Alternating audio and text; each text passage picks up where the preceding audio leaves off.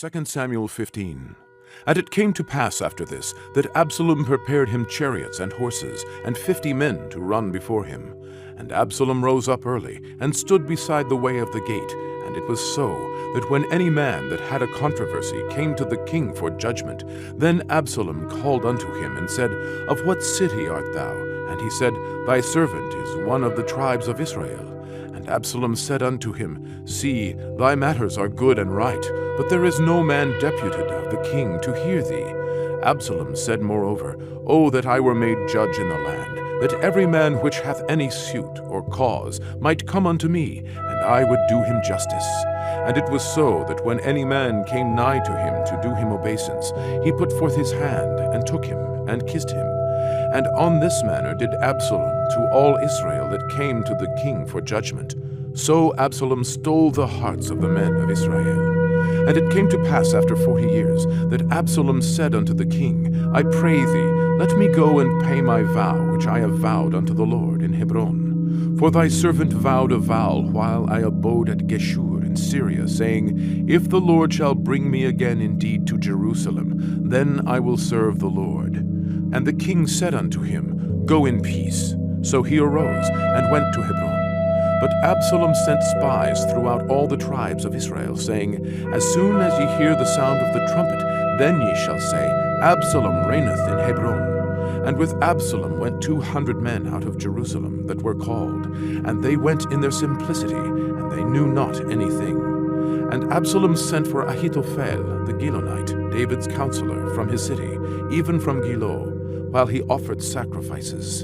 And the conspiracy was strong, for the people increased continually with Absalom. And there came a messenger to David, saying, The hearts of the men of Israel are after Absalom. And David said unto all his servants that were with him at Jerusalem, Arise, and let us flee, for we shall not else escape from Absalom. Make speed to depart, lest he overtake us suddenly, and bring evil upon us, and smite the city with the edge of the sword. And the king's servants said unto the king, Behold, thy servants are ready to do whatsoever my lord the king shall appoint. And the king went forth, and all his household after him. And the king left 10 women, which were concubines, to keep the house. And the king went forth, and all the people after him, and tarried in a place that was far off. And all his servants passed on beside him, and all the Cherethites, and all the Pelethites, and all the Gittites, 600 men which came after him from Gath, passed on before the king. Then said the king to Ittai the Gittite, Wherefore goest thou also with us? Return to thy place, and abide with the king, for thou art a stranger, and also an exile. Whereas thou camest but yesterday, should I this day make thee go up and down with us, seeing I go whither I may? Return thou, and take back thy brethren. Mercy and truth be with thee. And Ittai answered the king, and said, As the Lord liveth, and as my lord the king liveth, surely in what place my lord the king shall be, whether in death or life, even there also will thy servant be. And David said to Ittai, Go and pass over. And Ittai the Gittite passed over, and all his men, and all the little ones that were with him. And all the country wept with a loud voice, and all the people passed over. The king also himself passed over the brook Kidron, and all the people passed over toward the way of the wilderness. And lo, Zadok also, and all the Levites were with him, bearing the ark of the covenant of God. And they set down the ark of God, and Abiathar went up, until all the people had done passing out of the city. And the king said unto Zadok, Carry back the ark of God into the city. If I shall find favor in the eyes of the Lord, he will bring me again, and show me both it and his habitation. But if he thus say, I have no delight in thee, behold, here am I. Let him do to me as seemeth good unto him. The king said also unto Zadok the priest, Art not thou a seer?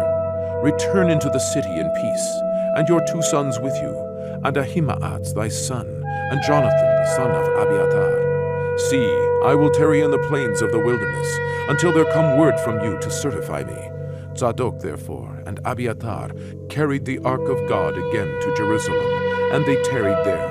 And David went up by the ascent of the Mount Olivet, and wept as he went up. And he had his head covered, and he went barefoot. And all the people that was with him covered every man his head. And they went up, weeping as they went up. And one told David, saying, Ahithophel is among the conspirators with Absalom.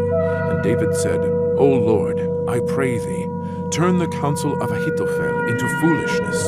And it came to pass that when David was come to the top of the mount where he worshipped God, behold, Hushai the Archite came to meet him with his coat rent and earth upon his head. Unto whom David said, If thou passest on with me, then thou shalt be a burden unto me. But if thou return to the city, and say unto Absalom, I will be thy servant, O king, as I have been thy father's servant hitherto, so will I now also be thy servant. Then mayest thou for me defeat the counsel of Ahithophel. And hast thou not there with thee Zadok and Abiathar the priests? Therefore it shall be, that what things soever thou shalt hear out of the king's house, thou shalt tell it to Zadok and Abiathar the priests. Behold, they have there with them their two sons, Ahimaaz, Zadok's son, and Jonathan, Abiathar's son. And by them ye shall send unto me everything that ye can hear. So Hushai, David's friend, came into the city, and Absalom came into Jerusalem.